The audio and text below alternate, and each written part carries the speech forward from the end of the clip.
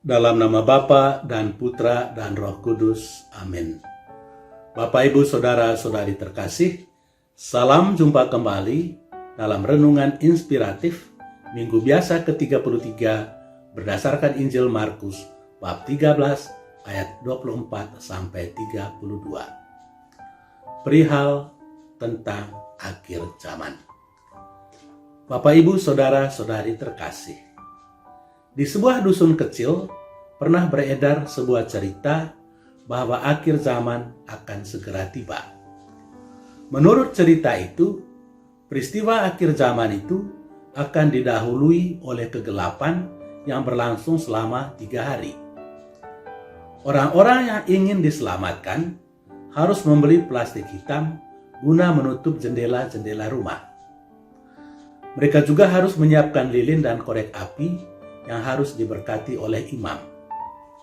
Mereka diharapkan untuk tetap berdoa dengan lilin bernyala supaya mengurangi murka Allah. Pada hari yang dinanti-nantikan itu, ternyata tidak terjadi apa-apa. Matahari tetap terbit seperti biasa, orang-orang tetap bekerja sebagaimana biasanya, tidak ada satupun tanda-tanda pada langit yang menunjukkan bahwa hari itu merupakan akhir zaman. Semuanya berlangsung seperti biasa-biasa saja. Namun demikian, cerita-cerita seperti itu tetap beredar di mana-mana. Memang ada sejumlah sekte yang mengembangkan cerita-cerita demikian untuk maksud-maksud yang tidak kita ketahui. Saudara-saudari terkasih, dalam Injil hari ini, Yesus berbicara tentang akhir zaman atau hari kedatangan Tuhan. Pada masa itu, matahari akan menjadi gelap dan bulan tidak akan bercahaya dan bintang-bintang akan berjatuhan dari langit dan kuasa-kuasa langit akan goncang. Pada waktu itu, Putra Manusia akan datang di atas awan-awan dengan segala kekuasaan dan kemuliaannya. Namun, kapankah akhir zaman itu datang? Kapankah Tuhan itu akan tiba? Tak seorang pun tahu. Malaikat-malaikat juga tidak tahu.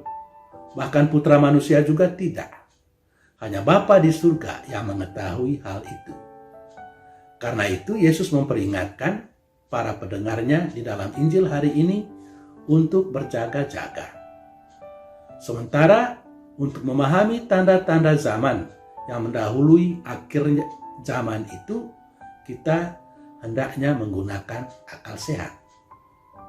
Saudara-saudari terkasih, Injil tidak bermaksud menakut-nakuti kita dengan cerita tentang akhir zaman.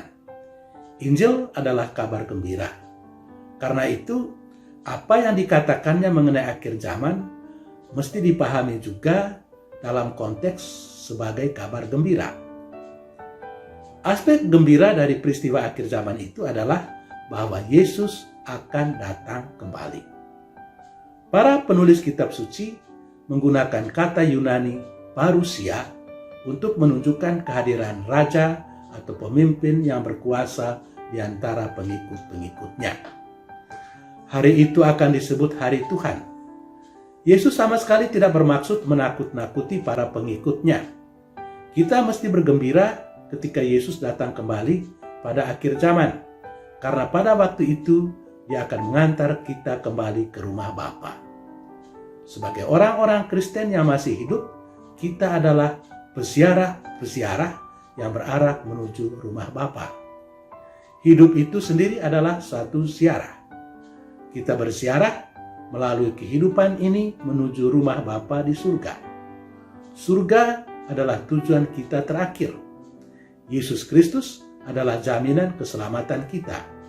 Di dalam Dia dan bersama Dia, kita akan tiba dengan pasti di rumah Bapa. Saudara-saudari terkasih, pada suatu hari, seorang anak muda bertanya kepada Santo Yohanes Don Bosco tentang apa yang dilakukannya seandainya malaikat memberitahukan dia bahwa hari itu merupakan hari terakhir dalam hidupnya. Dengan tenang, Yohanes Don Bosco menjawab, "Saya tetap melakukan pekerjaan-pekerjaan seperti biasa, sebagaimana saya lakukan kemarin. Dan hari ini juga saya akan melakukan hal yang sama. Bangun pagi, mandi, berdoa, makan, kerja, dan seterusnya. Bagi Yohanes Don Bosco, setiap hari merupakan hari terakhir dalam hidup. Karena itu, dia selalu berusaha untuk mengisi hari itu dengan terus-menerus melakukan perbuatan-perbuatan baik kepada Tuhan dan sesama.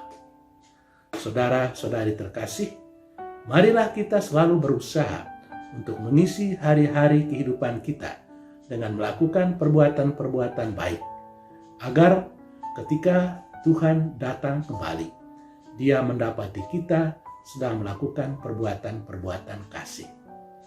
Alangkah bagusnya kalau pada hari itu, ketika Tuhan datang dan berkata kepada kita, "Masuklah ke dalam perjamuan bersama-sama dengan aku, karena kamu telah setia melakukan pekerjaan-pekerjaan yang saya percayakan kepadamu." Semoga hidup dan karya kita dilindungi, dibimbing, dan diberkati oleh Allah yang Maha Kuasa, Bapa dan Putra dan Roh Kudus. Amin.